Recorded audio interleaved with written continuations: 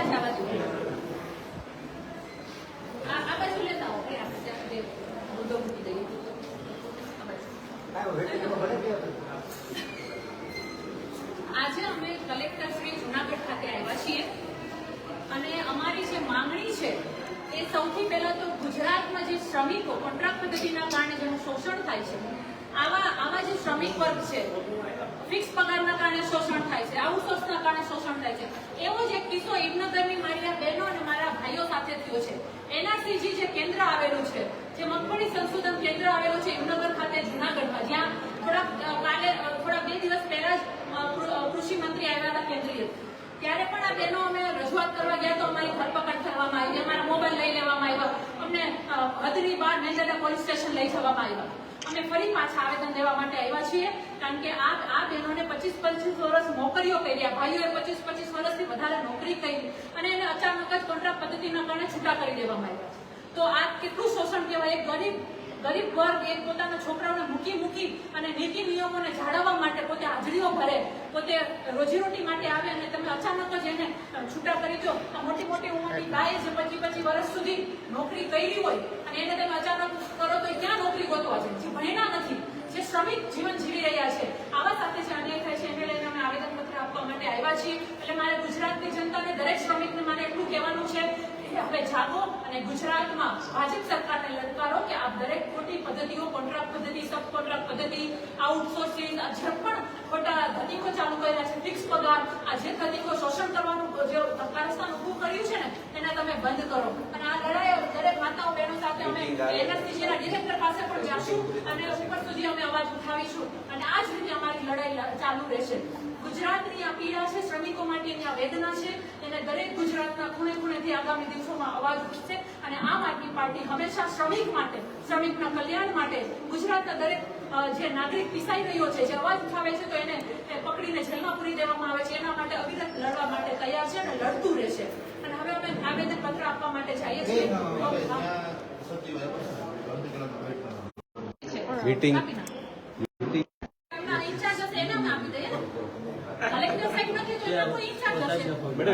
રજામાં છે એમને આપી નીચે ને અમે જે ઇન્ચાર્જ છે એને આપીશું. સમજો નીચે તો તમે રિસીવ કરીને આપશો, જે ઇન્ચાર્જ છે એને આપ્યું.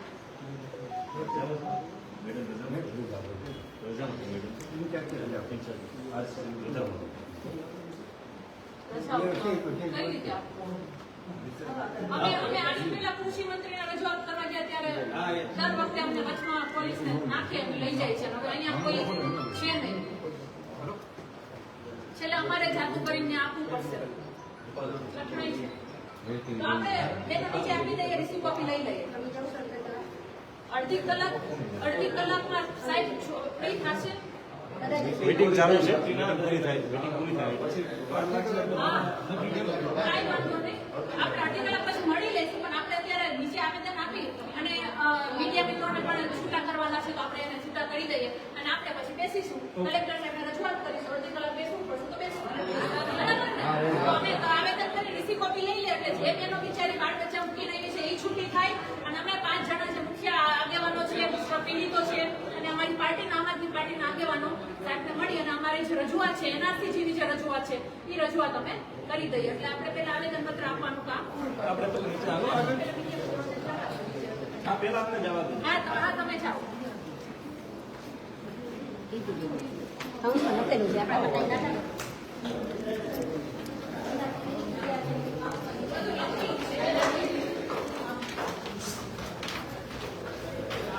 માહિતી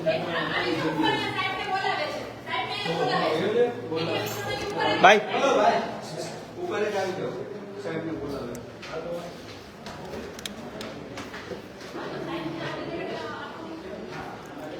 હાલો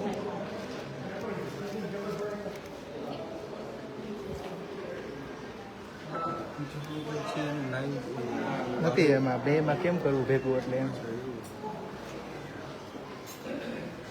કેમ છો રેશમાબેન?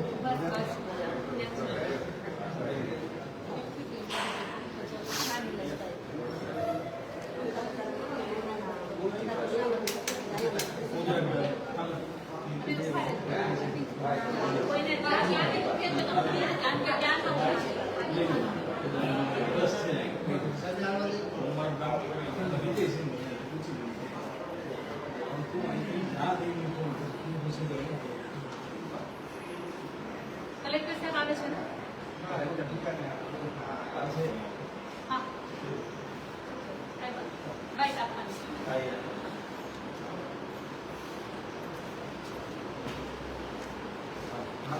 હાલો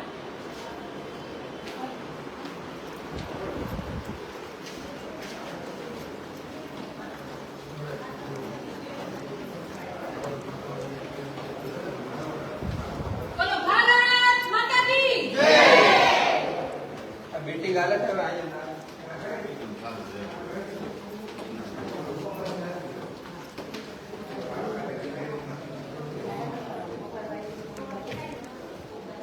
હાલો પુષ્પાબેન આગળ આવી જાઓ. આવો.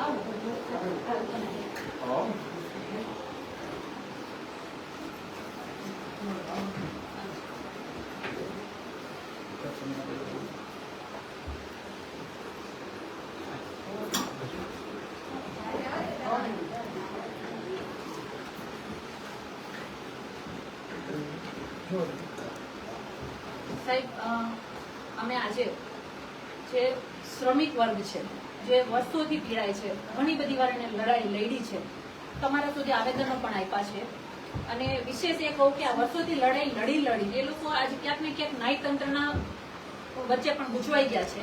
તો અમારી જે માંગણીઓ છે એ માંગણીઓ તમારા સુધી મૂકી છે. પહેલી માંગણી તો ગુજરાતના દરેક શ્રમિકો માટે જે કોન્ટ્રાક્ટ પદ્ધતિ છે, આઉટસોર્સ છે, અમુક જે ફિક્સ પગારનું છે, આ દરેક પદ્ધતિનો અમે વિરોધ કરીએ છીએ આમ આદમી પાર્ટી તરફથી. અને અમે આ શ્રમિકો માટેની ન્યાયની જે લડાઈ છે, લડાઈ માટે આપણે એક આવેદન આપીએ છીએ. એમાં અમારો એ મુદ્દો પણ છે.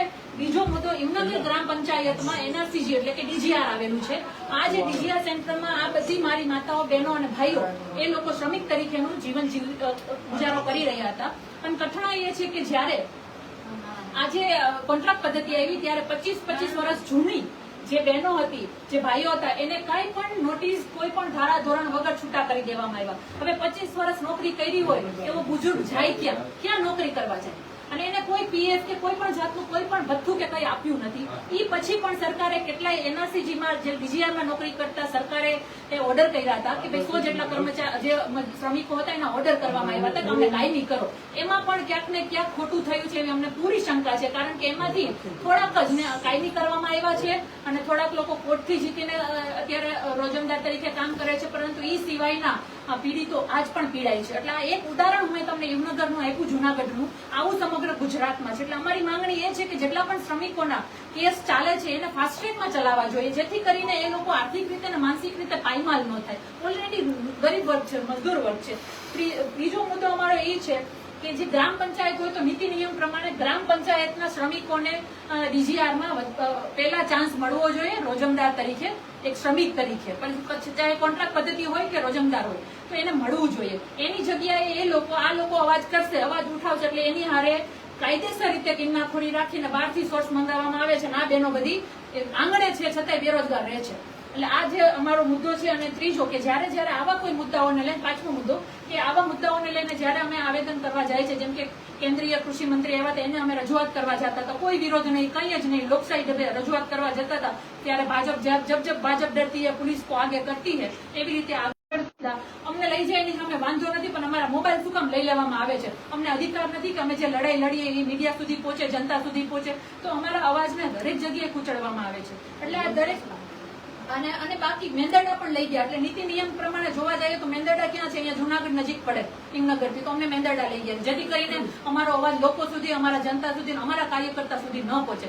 તો આ બધી જે ચાલે છે એની અમે કલેક્ટર સાહેબ થ્રુ અને વડાપ્રધાનને પણ અમે આવેદન આપ્યું છે કલેક્ટર સાહેબ થ્રુ. તો આપ સ્વીકારો. અને જે હું તમને હિમનગરની જે વાત કરી રહી છું એના દરેક પુરાવા આમાં છે કે કેટલાના ઓર્ડર થયા હતા, કેટલાને મળ્યું. વર્ષો જૂનો મુદ્દો છે સાહેબ. તમારે એમાં ઉલટ તપાસ કરવી પડશે અને ઉલટ તપાસ કરીને આ શ્રમિકોને ન્યાય આપવું પડશે. કારણ કે તંત્ર જયારે ડિરેક્ટર થી લઈને દરેક લોકો જયારે કઈ ને કઈ પ્રેશરમાં દબાયેલા હોય અથવા તો કોઈના તાબા હેઠળ કામ કરતા હોય ત્યારે શ્રમિકોને અન્યાય થાય છે. એટલે આ દરેક મુદ્દાને લઈને અમે તમને આવેદન આપીએ છીએ. એક કલેક્ટર સાહેબને આપીએ છીએ અને વડાપ્રધાન થ્રુ આપીએ છીએ. કલેક્ટર સાહેબને આપવાનું કારણ કે એ અહીંયા નજીક બેસે છે અને વડાપ્રધાન દૂર છે, તો કલેક્ટર સાહેબ અમને જલ્દીમાં જલ્દી ત્યાં એનઆરસીજીમાં તપાસ કરે અને ન્યાય આપે. અને વડાપ્રધાન સાહેબ સુધી આ સંદેશ અમારો પહોંચે. પોસ્ટર તો નથી લખી શકતા, પરંતુ આ આવેદન દ્વારા અમે એમને કરે છે. અને કોન્ટ્રાક્ટ નીચે પેટા કોન્ટ્રાક્ટ આપવાનું આવું જે નીતિ નિયમ વિરુદ્ધનું કૃત્ય થઈ રહ્યું છે એ પણ એક બહુ ગંભીર તપાસનો વિષય છે. એટલે દરેક મુદ્દાઓને લઈને અમે અહીંયા આવેદન માટે આવ્યા છીએ. અને રિસીવ કોપી અમે નીચેથી લઈ લઈશું. હા, એ નીચેથી આપું, તમે આપી દેશો. નીચેથી મળશે ભાઈ, નીચેથી આપણે કરાવી પડશે એટલે કરાવી લઈશું. અને ચાલો આપણે બહાર જઈએ ભાઈ, બહાર આપણે મારા અમે નીચે જઈને મારા અમે નીચે જઈએ. ભારત માતાની જય બોલવામાં વાંધો થાય, અમે સમજીએ છીએ, શાંતિ રાખીએ છીએ, પણ હાલો બેન. ભાઈઓને મીડિયા મિત્રોને આગળ જવા દો એટલે આડા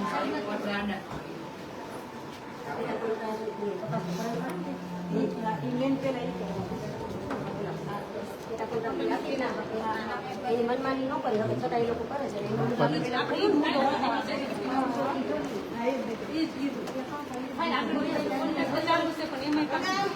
હાલો તો બેન, હાલો તો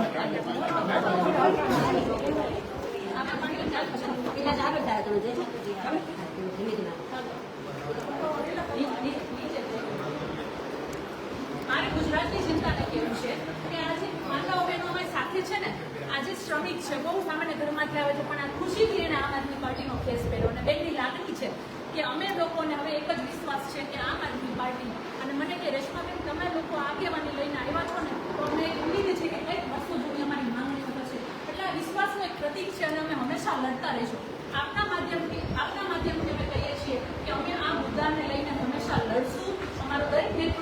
મુદ્દાને લઈને લડશે. હાલો આપણે નીચે જઈને બીજું. હા હાલો આરામ કરો બધા આરામ.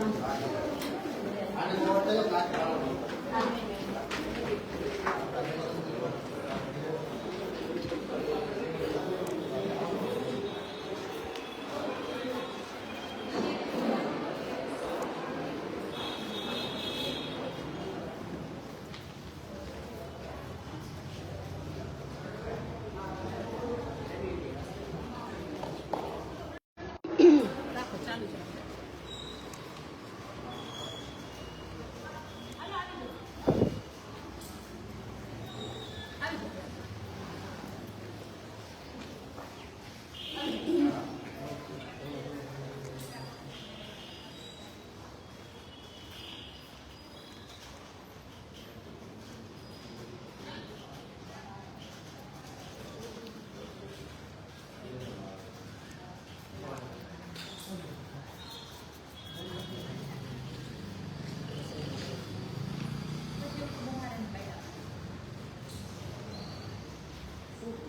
હા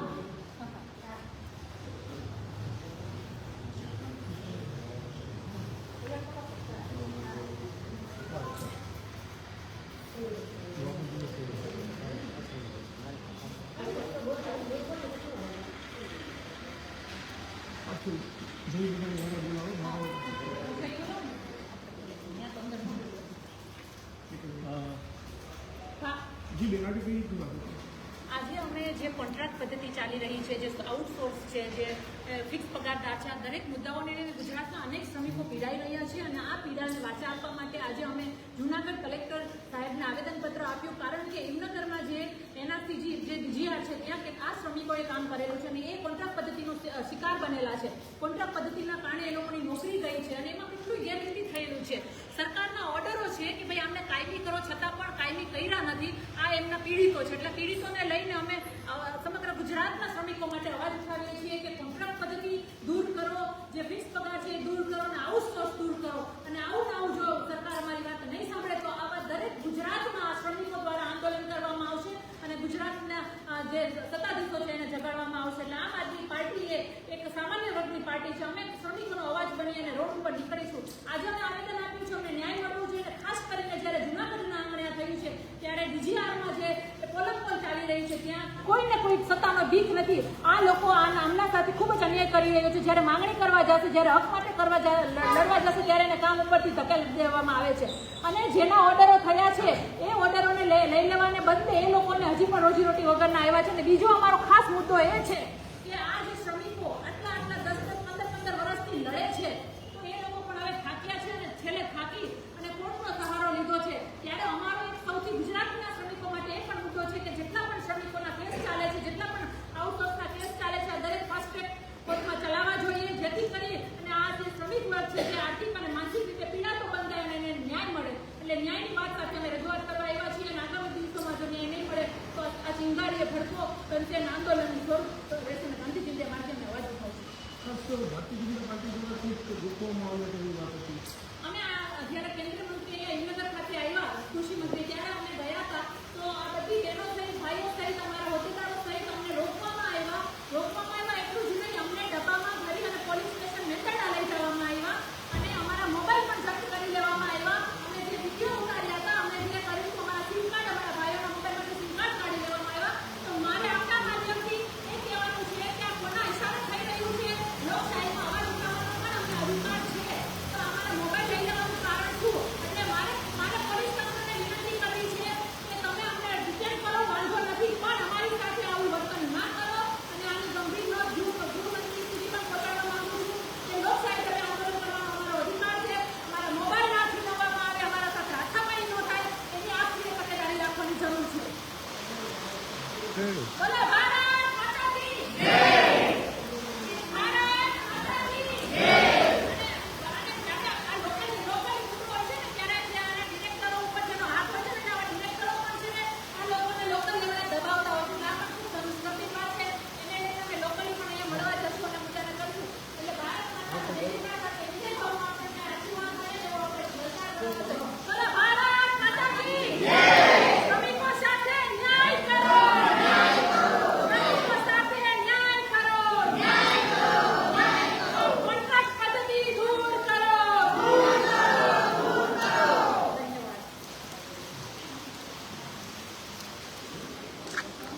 પુષ્પાબેન તમે બે શબ્દો બોલો તમારું. હવે તમે મારો જે પ્રશ્ન છે કે તમે બધું બોલી દીધું. બોલો તમે બોલો તમારી લાગણી બોલો. હા લાગણી બોલો તમે. હવે તો કઈ બોલો બોલો લાગણી બોલો લાગણી બોલો બોલો. હા, હા. અચ્છા આ લઈ લો આ લઈ લો આ તમે પેલા લઈ લો તમે પહેરો. હા સુરેશભાઈ તમે બોલો. બોલે સુરેશભાઈ બોલ મારા તમે બોલો ને બે બાઈક બોલો બે બોલો જે પીડિત છે એ બોલો.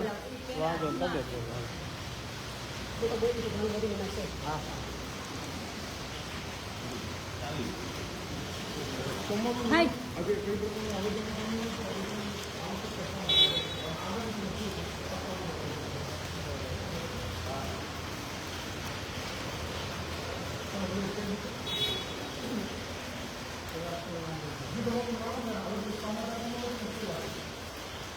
મારું નામ વાછાણી સુરેશ પ્રતિલાલ પ્રજાપતિ જૂનાગઢ જિલ્લાના હિમનગર ગામના વતની છું અને હિમનગર તેમજ ટીંબાવાડીના કામદારો અને એનઆરસીજીની અંદર આજે વર્ષો જૂના એટલે કે 5 રૂપિયા જેમ કે પાયાનો પથ્થર કહેવાય એવા મૂળભૂત માણસો પણ અત્યારે હાલને તકે અહીંયા સાથે છે મારી અને બિચારા જે સરકારશ્રીના પરિપત્ર મુજબ જે કંઈ માંગણી કરવામાં આવી કે ભાઈ આ લોકો જે શ્રમિકો આજે 5 રૂપિયાથી લઈ અને આજે 11 રૂપિયા રોજ થયું છે તો હવે આ લોકોને જે લોકોને હાજરીના દિવસે પરિપૂર્ણ કર્યા છે તેને તેમજ સેકન્ડ સેટરડે તેમજ હોલિડે તેમજ ઇન્ક્લુડિંગ બ્લોકર સુધી જોઈન્ટ કરી અને દરેક કામદારોને પે ફિક્સેશનમાં લઈ અને ટેમ્પરરી લાભ મળે એ માટે આ લોકો કામદારો આજે વર્ષોથી આ કેસ લડે છે એને માટે અમે આ વર્ષોથી આ પીડિત છીએ અને અમને હાલને તકે દેશમાં ઘૂસવાની એન્ટ્રી પણ નથી આપતા. બીજા નંબરમાં કે આવતીકાલે એક રીતે બ્રહ્મ દિવસ જ્યારે કૃષિમંત્રી અહીંયા જૂનાગઢ એનઆરસીજીના દક્ષ સેન્ટર ફોર ગ્રાઉન્ડની અંદર આવ્યા હતા અને અમારી બહેનો તેમને મળવા માટે કે અરજ કરવા માટે ગયા હતા કે સાહેબ અમારે અહીંથી હાથ જોડીએ છીએ, અમારે ખાવા રૂપિયો ધાન નથી, અમારા બચ્ચા બિચારા ગરીબ કોઈ ખાઈ શકતા નથી, એટલે અમને સાહેબને મળવા દો, અમે કોર્ટ લડી શકીએ એવું અમારું પોઝિશન નથી અને તમે આ કોન્ટ્રાક્ટ પદ્ધતિ દૂર કરી અને અમને આ જે હાલને કરતા મર્કટ પહેલાં ચાલુ હતું એ કરાવી અને અમારું શોષણ બંધ કરો. જે તમે કોન્ટ્રાક્ટરોને 600 રૂપિયા રોજ આપો છો અને અમને 300 રૂપિયામાં પણ બોલાવવામાં નથી આપતા, ભલે કોન્ટ્રાક્ટમાં પણ હજી તમે અમને નથી લેતા અને બહારથી તમે ટ્રેક્ટરો અને ગાડીઓ ભરીને બહારથી બોલાવો છો. આ તમારી લાયકાત નથી સાહેબ. જે અમે તમારું રિસર્ચ અને સંશોધન જે કાંઈ ઓબ્ઝર્વેશન ડાયજેશન ઓબ્ઝર્વેશન પ્લાન્ટ અને ક્રાઇટેરિયાના આ કામદારો સાયન્ટિસ્ટોના કામ કરેલ છે, ટેકનિકલોના કામ કરેલ છે, જે ડૉક્ટરો પણ બાયોડેટા નહોતા ભરતા એ ડેટા હું ભરતો હતો. હું આ એનઆરસીની મજૂર કર્મચારી સંઘનો પ્રમુખ છું અને હાલને તકે આ લોકો માટે લડી રહ્યો છું. તો આ લોકોને ન્યાય મળે એ માટે અમે કલેક્ટરશ્રીને આવેદનપત્ર એટલા માટે આપવામાં આવ્યું છે કે અમને 3 દિવસ જે કૃષિમંત્રી પધાર્યા હતા અને આ અમારા બહેનોને જે પોલીસ કાનૂન પકડીને લઈ ગયા મળવા દેવા તો ન્યા ગયા અને મેંદડામાં લઈ ગયા અને જૂનાગઢમાં લઈ ગયા. આ શું અમારો આ હું ભાઈ અમારો પાપ છે? હું અમે તમને કંઈ દાવો દઈએ છીએ, અમે તમારો કંઈ અપસેટ કરીએ છીએ તો અમે એનઆરસીજીનું કંઈ ગેરવર્તન કરીએ છીએ? એનઆરસીજીને આગળ લઈ આવનારા જ અમે છીએ. અમે જો તમારા સંશોધનમાં ધ્યાન ના આપ્યું હોત અને જો અમે તમારા ક્રાઇટેરિયામાં ડાયજેશનમાં ધ્યાન ના આપ્યું હોત, ઓબ્ઝર્વેશન પ્લાન્ટમાં ધ્યાન ના આપ્યું હોત તો કયો તમારો ટેકનિકલ એટલે તમારો બાયોડેટા ભરી અને તમને ડૉક્ટર સાયન્ટિસ્ટ બનાવ્યા હોય અને કયો ડૉક્ટર સાયન્ટિસ્ટ એવો છે કે જેને બાયોડેટા ભર્યા? શું એવું તમે સંશોધન આગળ લઈ આવ્યા મગફળી રિસર્ચનું? આ જે અમારો કોન્ટ્રાક્ટ આપ્યા પછીના તમને બાયોડેટા બતાવો, ખાલી પેપર ઉપર છે. ખેડૂતોને જે મગફળીનું સંશોધન મળવું જોઈએ એ મળ્યું નથી. કરોડોના કૌભાંડ થાય છે પણ હજી જે રીતથી થાય છે કોન્ટ્રાક્ટર જે માસીનો દીકરો હોય એટલે 600 રૂપિયા આપે છે એક મજૂર વ્યક્તિગત અને કામદારોને 300 રૂપિયા આપે છે. તો એ ભાઈ 300 કોન્ટ્રાક્ટર હું તમે આપો છો? આ મજૂરને આપો ને. આ ક્યાં તમારા દુશ્મન છે? એની તો તમારા બાયોડેટા ભરેવા એનઆરસીજી આગળ લઈ આવી નકર તો ખેડૂતના કાળા લાગી ગયા હોય એનઆરસીજી. આટલું કહે અને સરકાર એને આજે પેટા કોન્ટ્રાક્ટ પણ કોન્ટ્રાક્ટની અંદર પેટા કોન્ટ્રાક્ટ. વાહ ભાઈ વાહ, પેટા કોન્ટ્રાક્ટ આવું છે. આને તમે શું કરો છો? હે તો આ કામદારોને બોલાવો. મારી એક જ અરજ છે, પહેલાં તમે મજબૂત ખોલો અને સરકારના જે કાંઈ પરિપત્રો દબાવ્યા છે અને જે કાંઈ આ કામદારોને નિર્ણય મળવો જોઈએ, ન્યાય મળવો જોઈએ અને જે કાંઈ ટેમ્પરેચર કે પરમિટેશનના લાભ મળવા જોઈએ એ દબાવો. અને આને માટે અમે કલેક્ટર સાહેબને આ સાથે આવેદનપત્ર આપ્યું અને એ સાથે અમે વડાપ્રધાનશ્રીને નાખ્યું છે અને એ વડાપ્રધાનશ્રીને પણ આ સાથે રજૂઆત કરીએ છીએ. અમે કોઈ પક્ષના દુશ્મન નથી. અમને તો અમારું સાંભળે એ અમારું ભગવાન જે અમારું સાંભળવું આજે એ આ પીડિતની લાગણી છે, સમજો. જે કંટાળી ગયા છે, જે લડી થાકી ગયા છે, અને આવા જ મુદ્દાઓને મારી માતાઓ હજી એક વખત જય ઘોષ બોલજો ભાઈ. એક વખત જય ઘોષ બોલજો. ભારત માતાની જય ઘોષ. બોલો. માતાજી જય ભારત માતાજી ભારત માતાજી. બોલો છો ને? હા, તો તમારે હા, બોલી દો. હા, બોલી દો.